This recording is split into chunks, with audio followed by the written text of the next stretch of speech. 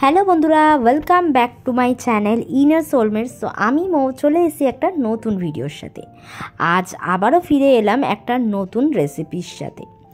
তো অনেকেই এখন ডায়েট করেন। তো ডায়েট করলে অনেক সময় আমাদের এই ধরনের কেক বা পেস্ট্রি খেতে খুবই মন চায়।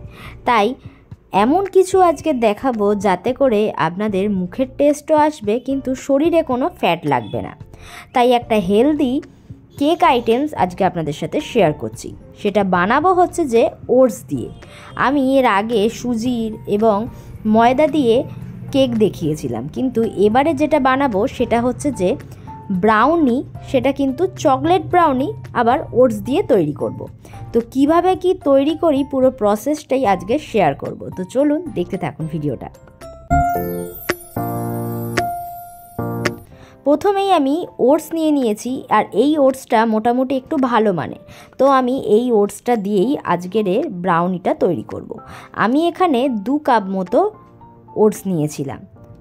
আর আপনারা মেজারমেন্টটা খুব ঠিকঠাক করবেন যাতে করে প্রত্যেকটা ইনগ্রেডিয়েন্টসগুলি প্রপার কিন্তু রেশিওতে যায়। আর দিয়ে দিলাম হচ্ছে কয়েকটা আমন্ড। দুটোই আমাদের শরীরের পক্ষে খুবই ভালো, আর সেরমভাবে কিন্তু ফ্যাট ইনহ্যান্সও করে না। তো এই ওটস আর আমন্ডটা ভালো করে মিক্সার গ্রাইন্ডারে খুব ভালো করে একটা মিহি পেস্ট তৈরি করে নেব। আর অনেকটা দিন পরে আবারও ভিডিও করছি, এখন সেরমভাবে টাইমও পাই না, তবে আশা করব পরপর কিছু নতুন নতুন ভিডিও দেওয়ার।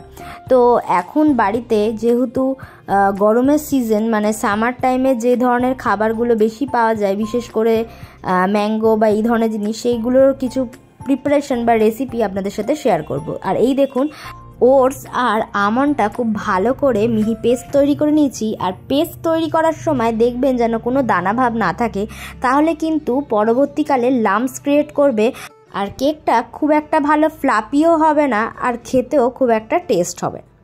তো আমার মিক্সার গ্রাইন্ডার থেকে এবার আমি একটা বোলের মধ্যে এটাকে ট্রান্সফার করে দিলাম। তো এই হচ্ছে তার কোয়ান্টিটিটা। আর এরপর আমি অ্যাড করছি হচ্ছে টক দই। আমুলের টক দই আমি নিয়ে নিয়েছি একটা বড় স্পুনের প্রায় 1 স্পুন আমি এটা অ্যাড করলাম। আপনারা যদি কাপের সাইজের নেন তাহলে হাফ কাপ। আর আমি এখানে চিনির বদলে মিষ্টির জন্য গুড় অ্যাড করছি। আপনারা ঝোলা গুড় বা আখের গুড় দুটো ইউজ করতে পারেন, যে কোনো একটা। তো আমি এখানে হাফ কাপ মতো গুড় নিয়েছি, আর তার সাথে কোকো পাউডার ইউজ করছি। আমি এখানে 1.5 চামচ মতো কোকো পাউডার ইউজ করছি। কোকো পাউডারটা বেশি কিন্তু আপনারা ইউজ করবেন না, তাহলে কিন্তু তিতো টাইপের একটা টেস্ট চলে আসে। আর আমি এখানে বাটারটা খুব কম পরিমাণে ইউজ করলাম, প্রায় হাফ টেবিল স্পুন মতো। আর স্বাদের জন্য 1 পিঞ্চ মতো একটু সল্ট ইউজ করে দিলাম। আর এবার আমরা একটু একটু করে মিল্ক মানে দুধ অ্যাড করব, আর ওটাকে খুব ভালো করে মিক্সড করে নেব। আমরা কিন্তু একসাথে খুব বেশি পরিমাণে মিল্ক দেব না, তাহলে কিন্তু গাঢ়ত্বটা বা কনসিস্টেন্সিটা অনেকটা বেশি লিকুইডিটি হয়ে যাবে। তাই যতটা পরিমাণে দরকার একটু একটু করে অ্যাড করব, আর তার সাথে কিন্তু ভালো করে মিক্সড করে নেব। আর কনসিস্টেন্সিটা কীরকম হবে সেটা আপনাদের সাথে শেয়ার করছি। খুব একটা যে বেশি লিকুইডিটি হবে না, আর খুব একটা যে ক্লামজি হবে সেরকমও নয়, তাহলে কিন্তু বেকিং করার সময় ঠিকঠাকভাবে কেকের যে মোলটা বা কেকটা সেরমভাবে হবে না। তার জন্য কনসিস্টেন্সিটা খুবই দরকার। দেখুন আমার এই ধরনের কনসিস্টেন্সি এসছে। তো আমি 10 মিনিট মতো একটু রেস্টে রেখে এবার আমি baking powder, baking soda add করব। তো বেকিং পাউডার হিসাবে আমি এখানে ইনো নিয়েছি। তো ইনোটা আমি 10 টাকার যে ইনোর প্যাকেট তার হাফটা ইউজ করব, মানে একটা বড় টেবিল স্পুনের 1 চামচ আমি কোয়ান্টিটি ইউজ করলাম। আর বেকিং পাউডার যা নিয়েছি তার ঠিক হাফ স্পুন মানে বেকিং সোডাটা আমি এখানে ইউজ করলাম। এগুলোকে দিয়ে খুব ভালো করে আবারও মিক্সড করে নিচ্ছি। এটা দেওয়ার মানে হচ্ছে যে যাতে করে কেকটা অনেকটা বেশি ফ্লাপি হয়, মানে একটু ফোলে, কোয়ান্টিটিটা একটু বাড়ে, আর খেতেও বেশ ভালো লাগে। আর দেখুন এটা অ্যাড করার পরে কোয়ান্টিটিটা কতটা বেড়ে গেছে, আর খুবই একটা ফ্ল্যাপিনেস ব্যাপারটা এসে গেছে। তো এরমভাবে আমি প্রায় 15 থেকে 20 মিনিট মতো রেস্টে রেখে দেবো ঢাকা চাপা দিয়ে। তারপরে আমি এটাকে মোল্ডিং করব। তো মোল্ডিংয়ের জন্য আমি এখানে কোনো মোল্ড নিইনি, আমি একটা অ্যালুমিনিয়ামের ফয়েল নিয়েছি। এর আগেও আমি অ্যালুমিনিয়ামের ফয়েলেই ক্রিসমাস কেকটা আপনাদের সাথে দেখিয়েছিলাম, ফ্রুট কেক। তো এই ফয়েলের মধ্যে একটু সামান্য বাটারটা চারিদিকে একটুখানি লাগিয়ে দিলাম। অ্যালুমিনিয়াম ফয়েলে সেরকমভাবে বাটার ব্রাশিং করার কোনো দরকার হয় না, তাও আমি একটু করে রাখলাম যদি বাই চান্স কোনো প্রবলেম হয়। তো মোটামুটি আমার টাইম হয়ে গেছে, এবার আমি লিডটা ওপেন করে ব্যাটারটাকে ফয়েলের মধ্যে ট্রান্সফার করে দেবো। তো আজকের রেসিপিটা আপনাদের কেমন লাগছে অবশ্যই কিন্তু জানাবেন। ভালো লাগলে কিন্তু চ্যানেলটাকে অবশ্যই কিন্তু সাবস্ক্রাইব করে দিয়ে যাবেন।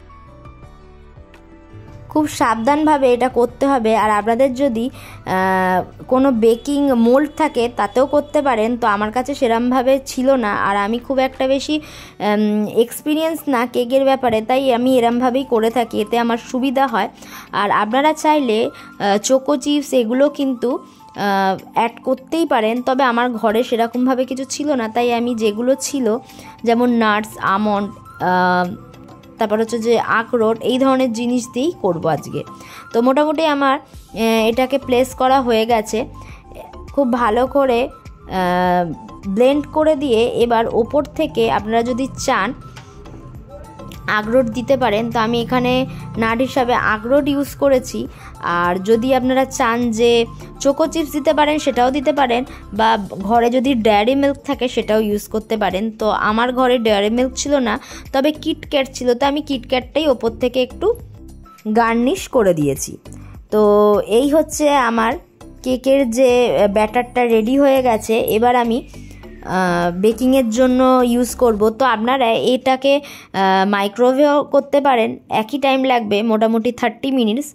আর আমি এখানে ওভেনেই করব, কারণ আমি মাইক্রোওয়েভের কেকের যে প্রসেসিংটা খুব একটা ভালো বুঝি না, তাই জন্য আমি এমনি যে প্যানগুলোতে হয় সেরমভাবেই করে থাকি। তো কিভাবে কি করব সেটা আপনাদের সাথে শেয়ার করব। এর আগের অনেকগুলোরই কেকের রেসিপি আপনাদের সাথে শেয়ার করেছি, আর এটা একদমই একটু আলাদা, ইউনিক, যেটা আমি হচ্ছে ওটস দিয়ে করছি। এবার ভালো করে একটু ড্যাব ড্যাব করে নিচ্ছি যাতে করে ভেতরে কোনো লাম্পস না ক্রিয়েট করে। তো এদিকে আমার কেক মোল্ডিং এবং গার্নিশিংস রেডি হয়ে গেছে, আর এখন আমি ওইদিকে কেকটা যাতে করে তাড়াতাড়ি বেকিং হয় তার প্রসিডিওরটা স্টার্ট করব। তো প্রথমেই আমি গ্যাসের ওভেনে একটা প্যানকে প্রিহিট করতে বসিয়ে দিয়েছি মিডিয়াম থেকে লো ফ্লেমে। আপনারা কিন্তু হাই আছে এই কেক মেকিংটা একদমই করবেন না, যেহেতু আমি এখানে ওভেনে দেখাচ্ছি তাই মাইক্রোওভেনে যে প্রসিডিওরটা কমপ্লিটলি আলাদা আর ওভেনের প্রসিডিওরটা কমপ্লিটলি আলাদা, তাই মিডিয়াম থেকে লো আছেই করবেন। তাহলে কি হবে, কেকটা নিচের দিক থেকে বসে না। অনেক সময় কেকের ইনগ্রিডিয়েন্টস বা সব কিছু ঠিক থাকা সত্ত্বেও কেকটা অ্যাজ ইট ইজ হয় না, অনেক সময় বার্ন হয়ে যায় বা কাঁচা থাকে। তাই জন্য বলা হয়ে থাকে যে কেকের যে প্রসিডিওর মানে টাইমিংটা খুব ইম্পর্টেন্ট কেকটা ঠিকঠাকভাবে মোল্ডিং করার জন্য বা বেকিংয়ের জন্য। তো আমার প্যানটা প্রিহিট হয়ে গেছে, এবার আমি এটাকে প্লেস করে দিচ্ছি।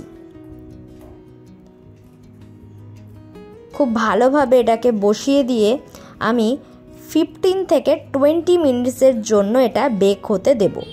বেকিংয়ের সময় এই যে প্যানটা বা কড়াইটাকে খুব ভালোভাবে একটা লিড দিয়ে পুরোপুরি কভার করে দেব, যাতে করে হিটটা বাইরে বেরিয়ে আসতে না পারে। তো এইভাবেই আমি 15 থেকে 20 মিনিট রেখে দিচ্ছি, যাতে করে ভাপে খুব তাড়াতাড়ি কেকটা হয়ে যায়। তো 20 মিনিটস পরে এবার আমি লিডটাকে ওপেন করে দেখি যে কেকটা মোটামুটি রেডি হলো কি না। হ্যাঁ, এই দেখুন এটা কতটা ফ্লাপি বা ফুলে উঠেছে, তার মানে মোটামুটি আমার আইডিয়া যে কেকটা হয়ে এসছে। তাও আমি একটা কাঠি দিয়ে ভালো করে ইনসার্ট করে দেখি, দেখুন কাঠির গায়ে কিছু লেগে নেই, তার মানে কেকটা আমার রেডি হয়ে গেছে। এবার আমি এটাকে ওভেনটাকে অফ করে কেকটাকে নামিয়ে নেব। আর কিটক্যাটগুলো যেহেতু দিয়েছিলাম একটু একটু বার্ন হয়ে গেছে, তো আপনারা বলবো কিটক্যাটের জায়গায় সামান্য ডেয়ারি মিল্কটাই ইউজ করবেন, তাতে খেতেও ভালো হয় আর দেখতেও জিনিসটা খুব সুন্দর আসে। তো এবার আমি প্যান থেকে নামিয়ে দিয়েছি, আর একটু ঠান্ডা করে এটাকে ডিমোল্ড করব। আর আপনারা একটু ঠান্ডা হওয়ার জন্য এটা টাইম নেবেন, তাহলে কি হয় খুব সুন্দরভাবে ডিমোল্ড হয়, মানে বেরিয়ে আসে, যাতে করে ভেঙে যাওয়ার কোনো চান্স থাকে না। এবার আমি খুব ভালো করে ছুরির মাধ্যমে পিস পিস করে নিচ্ছি। আর একটু ঠান্ডা করে করলে জিনিসটা ভালো হয়। আর যেহেতু এটা ওটস দিয়ে তৈরি, তো একটু নরম হবে, তার জন্য বলবো যে একটু ঠান্ডা করবেন, বা ফ্রিজে রেখেও ঠান্ডা করতে পারেন, বা এমনিও রুম টেম্পারেচারও ঠান্ডা করে তারপরে এটাকে স্লাইস করে পিস করবেন। জিনিসটা দেখতেও ভালো হবে আর খেতেও ভালো হবে। তো আমি একটা পিস আপনাদের নিয়ে দেখাই যে ভেতরটা কতটা সুন্দর নরম হয়েছে। কিন্তু এটার যে টেস্টটা খুবই ভালো। যদি চান আপনারা ব্লেন্ডিংয়ের সময় একটু কফিও দিয়ে দিতে পারেন, তাতে টেস্টটা আরও ইনহ্যান্স করবে।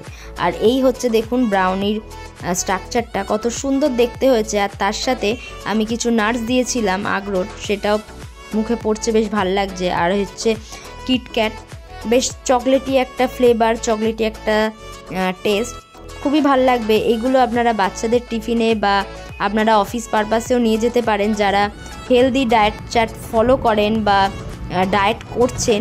এটা খেতেও যেমন টেস্টি আর শরীরের পক্ষেও খুবই হেলদি। তো এই ধরনের একটা নতুনত্ব রেসিপি আপনাদের সাথে শেয়ার করলাম।